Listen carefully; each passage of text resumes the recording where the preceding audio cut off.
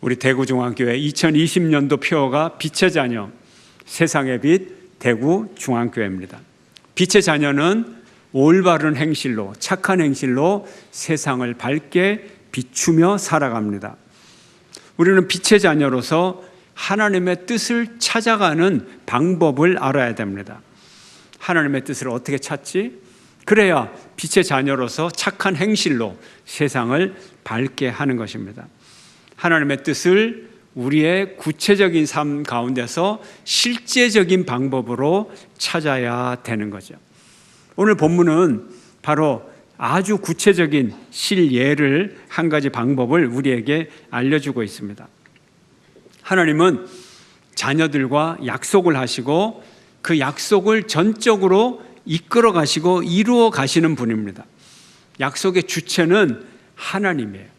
하나님이 우리와 약속을 합니다. 이렇게 하면 복을 주리라. 아버지가 아들에게 말합니다. 너 내 구두를 잘 닦으면 하루에 용돈을 얼마씩 줄게. 그래요. 아들이 아버지하고 거래할 게 없어요. 뭐 가진 재산이 있어요. 뭐가 있어요. 그러니까 아버지가 먼저 조건을 제시하고 용돈 주려고 구두 닦는 거예요. 구두는 이 직장에서 일괄적으로 그 앞에 있는 구두 닦는 사람이 아주 반짝반짝하게 잘 닦아요. 아들은 그냥 닦는 신용만 하면 되는 거예요. 그래도 아버지는 칭찬을 하면서 구두 잘 닦았다. 어쩜 이렇게 반짝거리느냐? 그 용돈을 주는 거죠. 모든 약속의 주체는 하나님이세요. 하나님이세요. 하나님보다 앞서가는 것도 불신앙. 그러나 최소한의 약속은 지켜야 되겠죠. 아들이 구두를 닦아야 되는 거예요. 자, 이런 상황입니다. 오늘 우리 본문을 보면 우리가 읽은 이 창세기 24장의 시점을 보면 이삭의 나이가 몇 살이었을까요? 40살. 아브라함의 나이는요, 플러스 100, 140세. 그리고 사라는요, 사라는 죽은 지 3년이 되었습니다. 이 시대에 성경을 보니까 이 초산의 연령, 남자의 초산의 연령을 보니까 한 30살쯤 되더라고요. 그런데 지금 이삭이 40살이니까 노총각급에 들어가게 되는 거죠. 조금 늦게 되었어요. 이제 아브라함이 이삭의 결혼을 서두르게 되었습니다. 이제 아브라함이 프로젝트를 하나 냅니다. 이삭의 아내 찾기 프로젝트. 이삭의 아내 찾기 프로젝트를 시작합니다. 요즘 같으면 야, 너 제주도 없니? 좀 세상에 나가서 좋은 아가씨 하나 데려와라.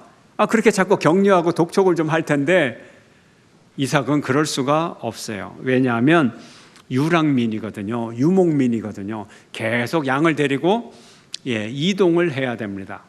이 성 안에서 좀 이 농경 생활을 하고 좀 정착을 해야 이 좋은 처녀도 고르고 할 텐데 그럴 수가 없는 처지입니다.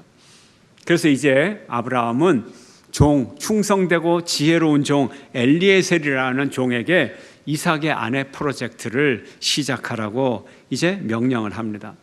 이삭의 아내 좋은 처녀를 구해와라. 이것이 종 엘리에셀의 사명이 되었습니다.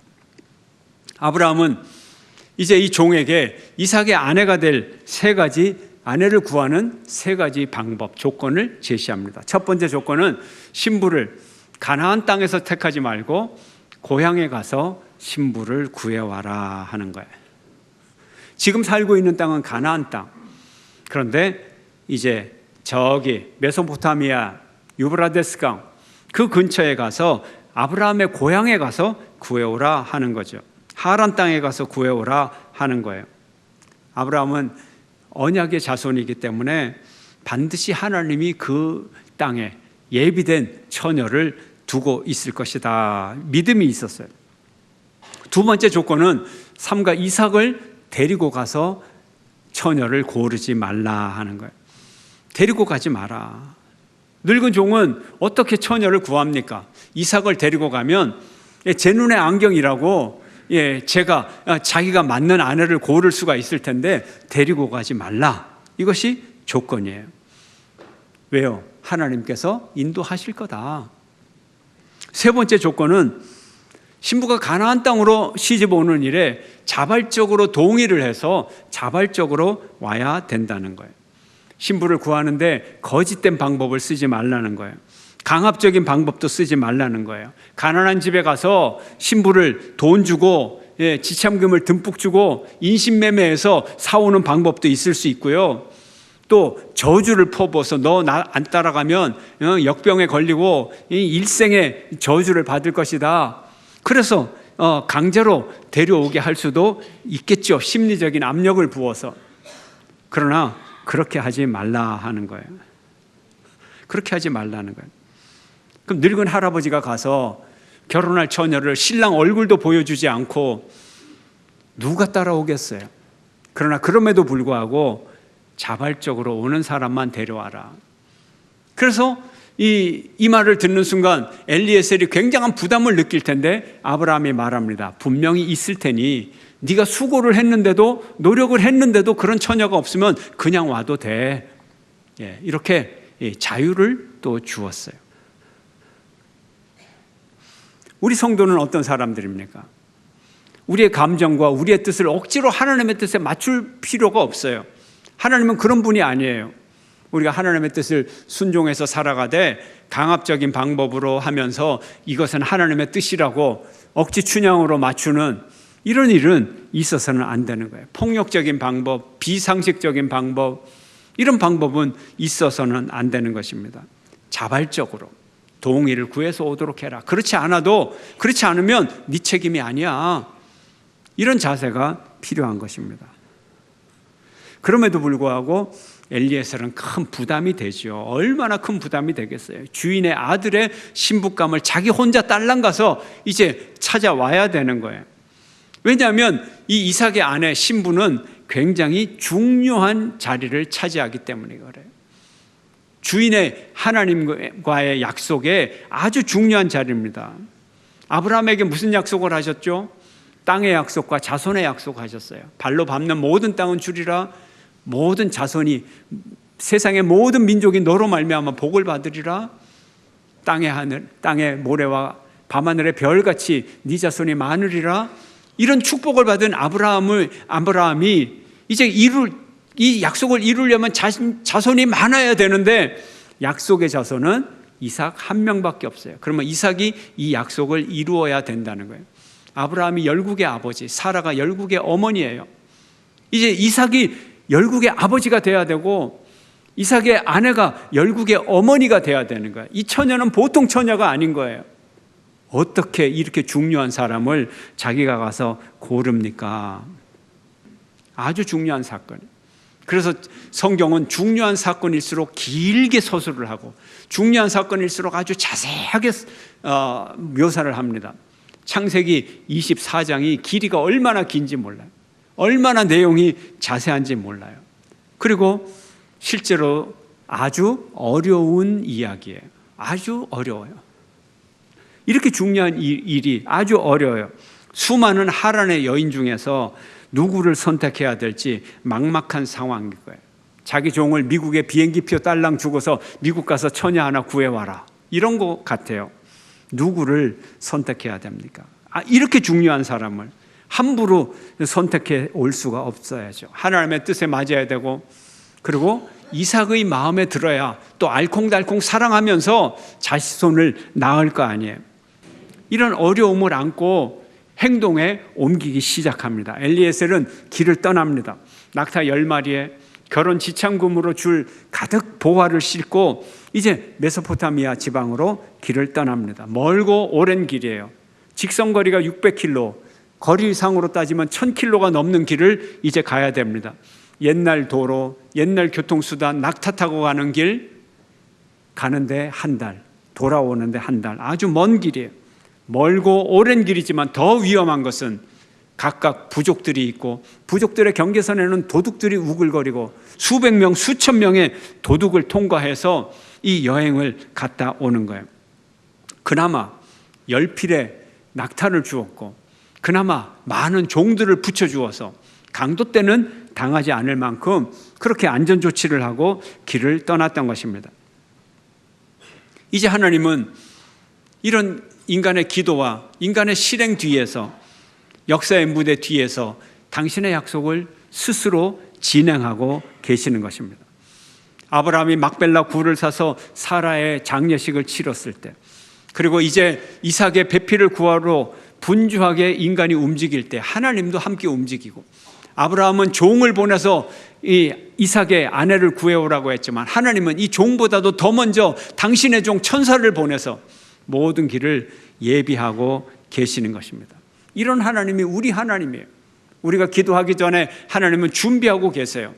하나님은 준비하고 계세요. 천사를 먼저 우리 인생길에 앞에 보내고 계세요. 기도할 때 우리보다 먼저 천사가 가서 우리 인생길을 다듬고 있다고 하는 사실을 여러분이 발견하게 될 거예요. 깨닫게 될 거예요.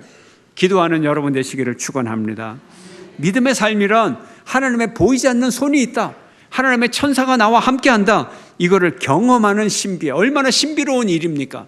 그러나 상상의 신비가 아니라 이제 경험의 신비가 될 것입니다. 아브라함의 종도 전적으로 하나님의 인도를 구하는 기도를 드리고 이제 자기의 일을 시작을 합니다. 그는 참으로 유능한 종이었어요. 신실하고 매사에 유능하고 아브라함의 그 많은 재산을 다 매니지먼트, 다 경영하고 다루는 그런 사람이었어요. 한때는 너무 예뻐서 양자 삼고, 그래서 약속의 자녀로 삼을 뻔했던 그런 유능한 종이었어요.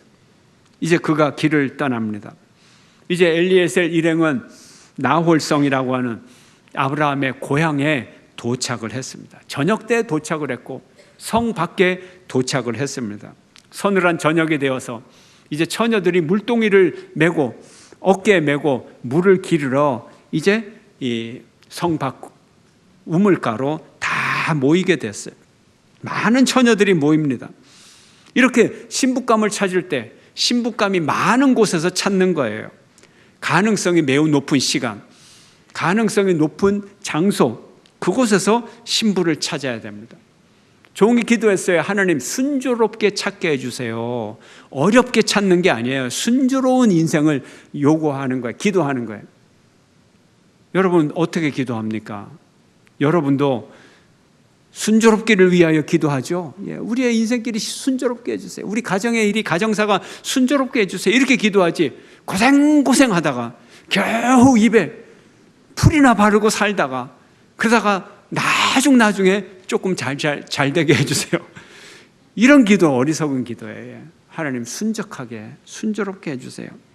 이렇게 기도해요. 순조로운 인생이 뭐예요? 기도 응답이 빠르고 자연스럽고 쉽고 간단하고 풍성하고 은혜로운 응답, 이것이 기도 응답이 빠른 거예요. 대청봉에 올라가서 하루 종일 처녀를 기다려봐야 중년 아줌마밖에 안 올라와요. 중년 아줌마가 손에 처녀를 데리고 오는데 초등학교 4, 5학년밖에 안 되는 거예요. 빈도가 높아야 돼요. 인천 앞바다에서 다랑어를 잡겠다고 그물을 아무리 쳐도 안 되는 거예요. 그런데 목사님, 구약의 엘리야를 보니까 재물을 올려놓고 그 위에 재물 위에 물까지 붓고 불이 내려서 태워달라고 기도했잖아요. 그거는 특수 상황입니다. 그거는 목숨을 걸고 하는 상황이고, 우리가 하나님의 은혜를 어디서 받아야 돼요, 여러분? 특수 상황에서 고난에 또 고난에, 그때 겨우 은혜 받으면 되겠어요? 우리의 일상생활에서, 보통 삶에서 은혜를 날마다 체험하고 살아가는 삶, 이 삶이 복된 삶이잖아요. 하나님의 은혜가 얼마나 기적적이라야 돼요. 일상적이라야 되죠. 그렇지 않습니까, 여러분? 그게 은혜의 자리인 거예요. 구약의 엘리야가 아니에요. 우리 일상생활이에요. 공부 잘하기를 열심히 하고 아이에게 공부 잘할 수 있는 환경도 주고 여건도 주고 노력을 최선하면서 하나님 앞에 우리 아이가 훌륭하게 되 주십시오, 그렇게 기도하는 거죠. 사업도 좋은 사업, 잘 되는 사업 자꾸 벌려가면서 하나님 사업 잘 되게 해주세요 해야지, 사양산업 하나 인수해 놓고서는 무조건 잘 되게 해달라고, 이건 우리 생활에서, 일상생활에서 하나님 앞에 기도하는 그런 지혜가 아닌 거예요. 오해하지 마세요, 여러분. 순적하기를 기도하십시오. 그리고 이 종은 기도의 조건을 내세웁니다.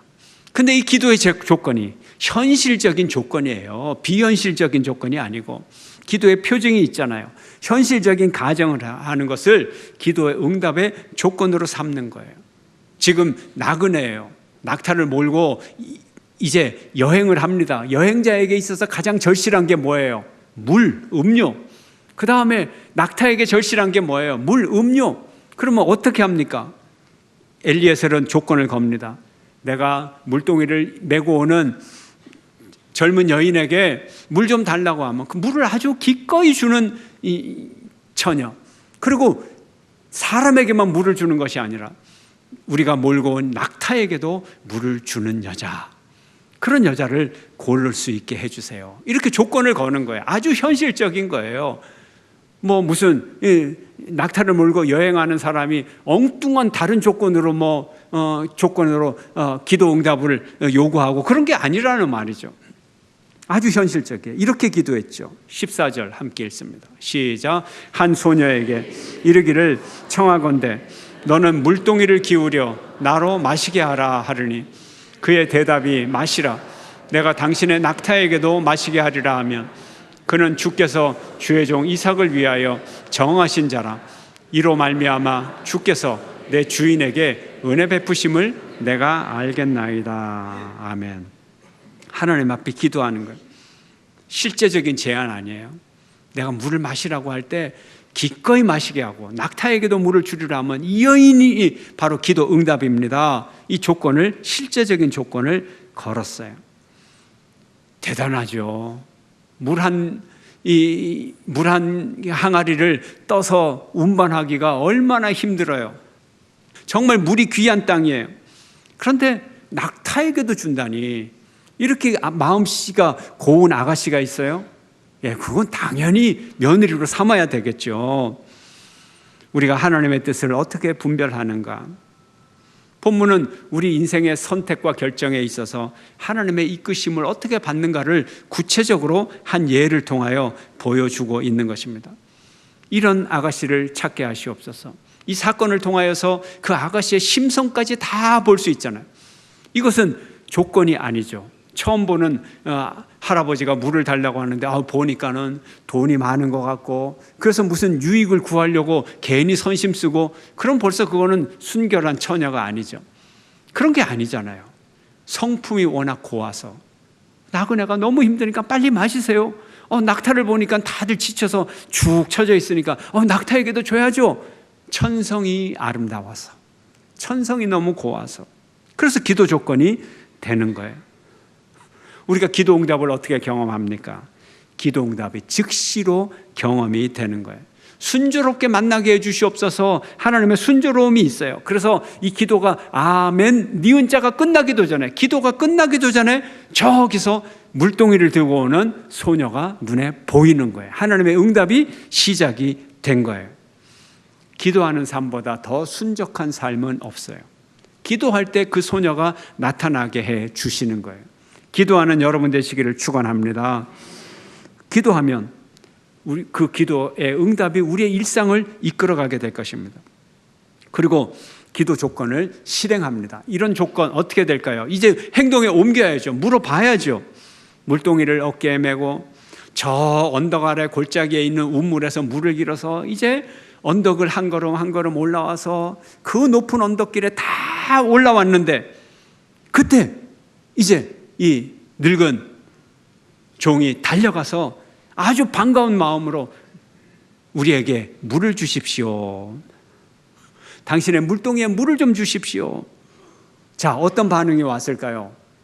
어떤 반응이 왔을까요? 한번 볼까요? 18절 말씀 함께 시작. 그가 이르되 내 주여 마시소서 하며 급히 그 물동이를 손에 내려 마시게 하고. 아멘. 이 처녀가 짜증을 낼 수도 있어요. 얼마나 무거운데, 이게 15kg, 20kg짜리 물동이를 어깨에 메고 어린 소녀가 말이죠, 저 언덕 밑에서 비탈길을 한 걸음 한 걸음 땀을 삐직삐직 흘리면서 이마에는 땀이 송글송글 모여있고 온몸도 지금 너무 덥고 땀을 흘리고 있는데, 할아버지 여기가 어딘데요? 내가 이 물을 얼마나 힘들게 이까지 들고 왔는데 왜 여기서 물을 달라 그래요, 물을. 할배, 저기 봐, 저기, 저 밑에.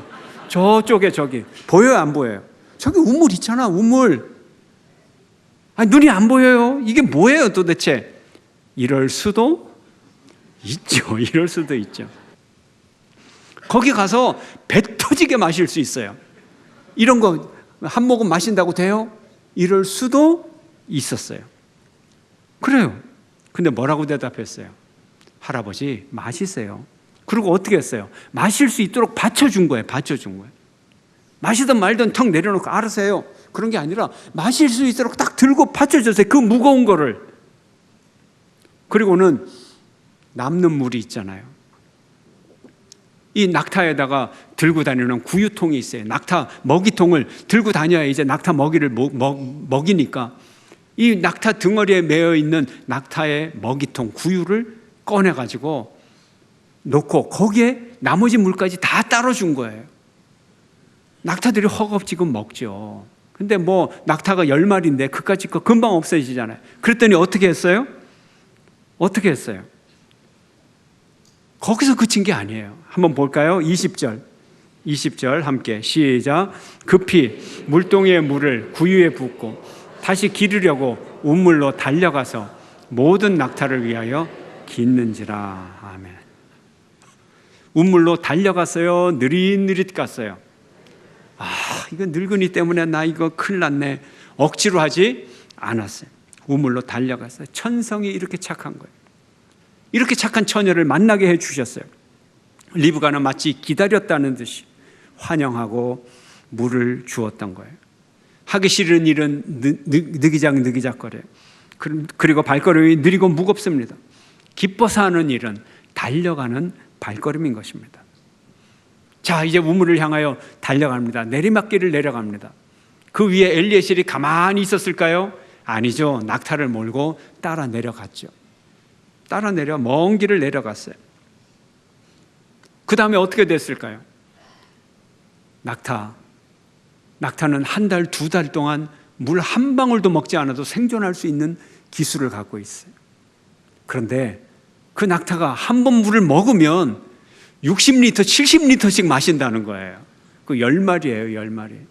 옛날 두레박이 얼마나 컸겠어요? 요거만한 두레박으로 700리터, 700kg, 거의 1톤에 가까운 물을 퍼올리려고 그러면 아마 리브가 팔이 부러졌을 거예요. 그래도 리브가는 이 낙타들에게 다 물을 먹였어요. 자, 약속의 자녀를, 약속을 이어갈 믿음의 딸, 약속을 이어갈 열국의 어머니를 이어받을, 그 전통을 이어받을 자격이 되나요? 안 되나요? 자격이 충분히 되죠. 이만큼 복을 나눠주는 여잔데, 이만큼 나그네까지 축복하는, 낙타까지 축복하는 여잔데 충분히 약속을 이어갈 약속의 여인이 될 수 있는 거죠. 할렐루야. 종은 기도한 대로 응답을 받았습니다. 이것이 우연입니까? 필연입니까? 이것이 저절로 된 일입니까? 하나님의 응답입니까? 하나님의 뜻과 응답이 담긴 필연적 사건이었던 것입니다. 먼저 기도하십시오. 그리고 행동하십시오. 하나님의 응답을 기대하는 여러분 되시기를 축원합니다. 이것이 우리의 인생 매뉴얼이에요. 아주 단순한 거예요. 지극히 단순한 논리적인 얘기예요. 지극히 하나님의 은혜를 체험할 수 있는 간단한 방법입니다. 여러분의 인생도 이 믿음의 인생 매뉴얼을 따라 복받는 인생, 응답받는 인생이 되기를 주의 이름으로 축원합니다. 주만 바라봅니다.